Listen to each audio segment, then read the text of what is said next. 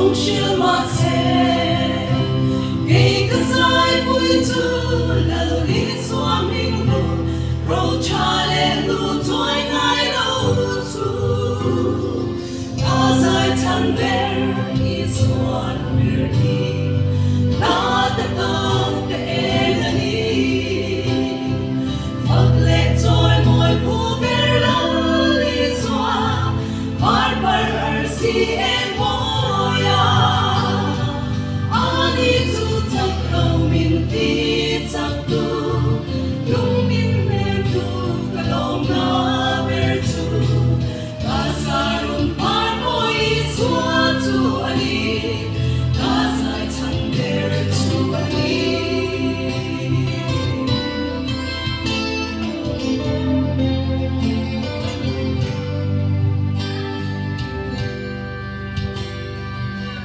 Soi an chill til long lam an chill Hovel mi te sha ta kil Ma se chill fo se Hai nong a ting lo Ke ka sai chan hi a tuk lo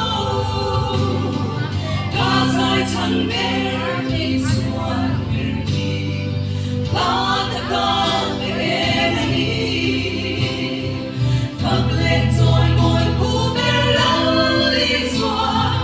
par par si em moya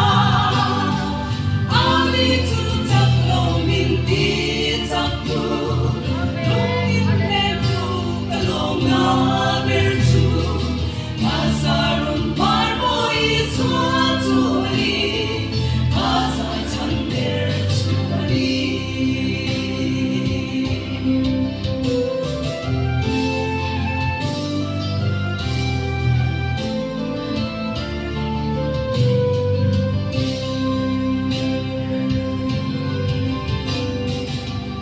Ngày a thar sing dai ang a far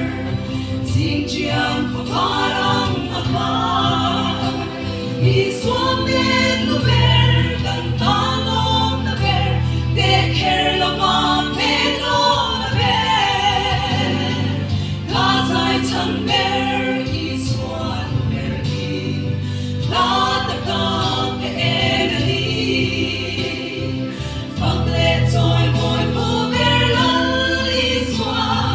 par par si em moya ani tu tak lo min ti tak tu lung in me tu ka lo na ber tu ka sarun par boy swa tu ani ka sai chan ber tu ani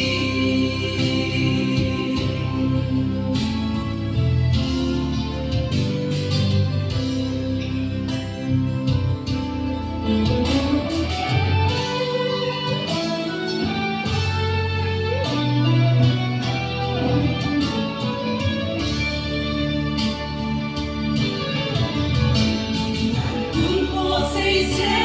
kan kumpo sei se Ngày là đắng